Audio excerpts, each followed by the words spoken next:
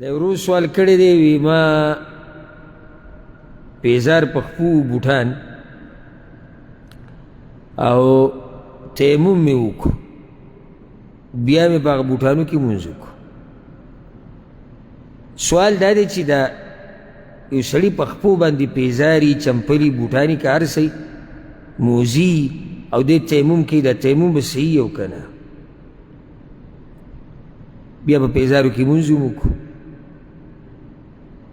نو مسلې دوه شوې. اولنی جواب چې کله اوبه نه وي او یو سړی په لټون کې کوشش وکړي کوشش څومره وکړي علماو د دې دپاره مسافه خو وي دومره او دومره او دومره خو صحیح خبر ده چې دا به صحیح دلیل کې نه راغلي چې دا به 10 میټره که دا به 3 کیلومیټره که دا به 10 کیلومیټره. نو صحیح خبره څه ده چې دومره کوشش وکړي چې د زړه مطمئن شو چې ما لټون کړی دی. اوس دا مسله د ده او د چا په منځ کې ده؟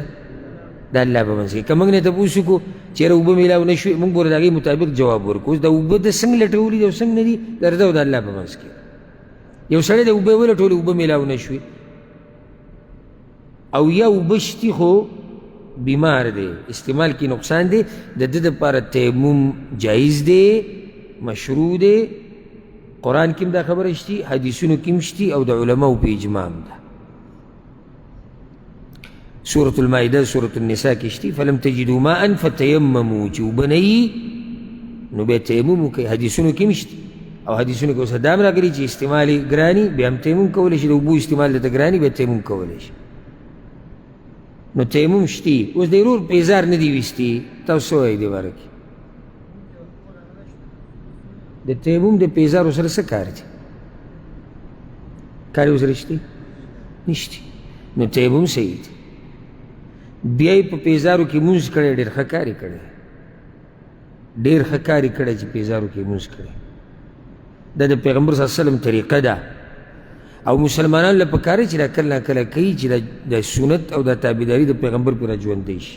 دپاره شرط څه دی چې دا پیزار پاکي او په داسې ځای کې پرې نه کوي لکه قالین په جومات کې پروت دی ته ورننوځي نه. یو ځای کې مثال کې جنازه ده یو جومات ته به کې قالین نشتی په پیزارو سره به لمونځ کې نو دا سنت طریقه ده. څه ده؟ سنت طریقه ده. حدیث کې دا راځي په صحیح بخاري صحیح مسلم کې حدیث ده. زه ګورې د دې نه یم خبر چې ته راته دا وایي چې زما په مذهب کې شتي او که نشتي دغه ته پوه شه او ستا مذهب پوه شه. خو زه درته د پیغمبر صلی الله علیه وسلم مذهب نه خبره کوم. په صحیح بخاري صحیح مسلم کې دا حدیث دی.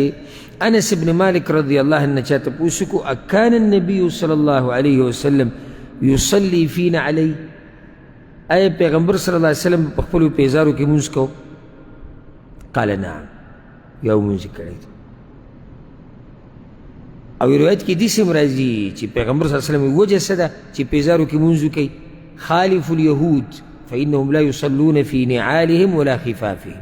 د یهودو نصاراو مخالفت وکړئ هغوی په پیزارو او په موضوع کې لمونځونه نه کوي تاسو کوئ. د حدیث امام ابو داود راوړی دی خو صحیح سند سره دی الحمدلله. نو دا خبره څه ده؟ صحیح ده؟ ما صحیح ده ووته صرف صحیح ده؟ سنت طریقه ده. صحیح ده جدایي او سنت طریقه جدایي ځکه چې په دې ورته اجر هم میلاوي.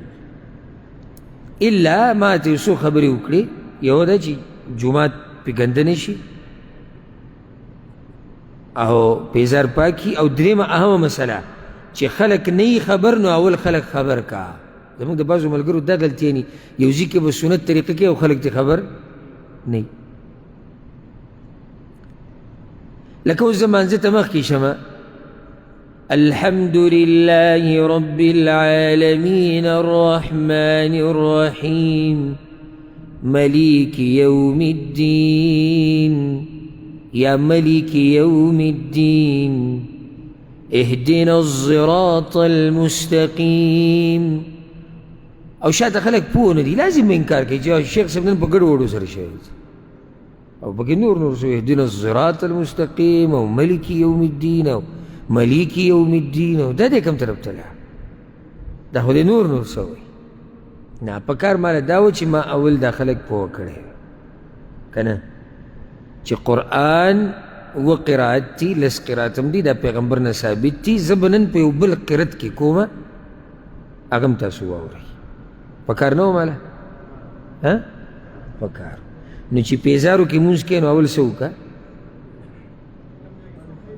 چې څوک نه پوه اول پوه که وایرونو په دې باندې حدیثونه دي، دا د پیغمبر طریقه.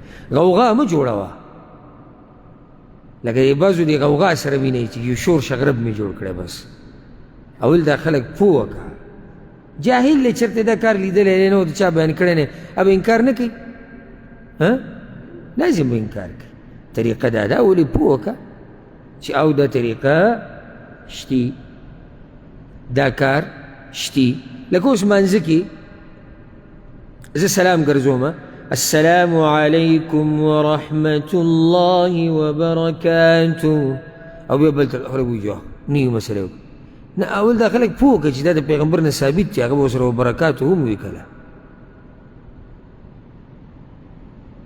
نو اول دا خلک پوه کول غواړي، د هغې نه بعد بیا عمل کې، که نه خبره غلطه ده. زمونږ ډېر ملګري په دې کې خطا کېږي، ډایرکټ کار کوي چې تو ته خلک موږ هغو کې نه یو چې خلکو ته ګورو. نو موږ خو ته دا نه دي ویلي چې خلکو دپاره سنت پرېږده، خو اول خو دا خلک پوه که که نه چې دا طریقه د قرآن او حدیث نه ثابته بیا یې کوه.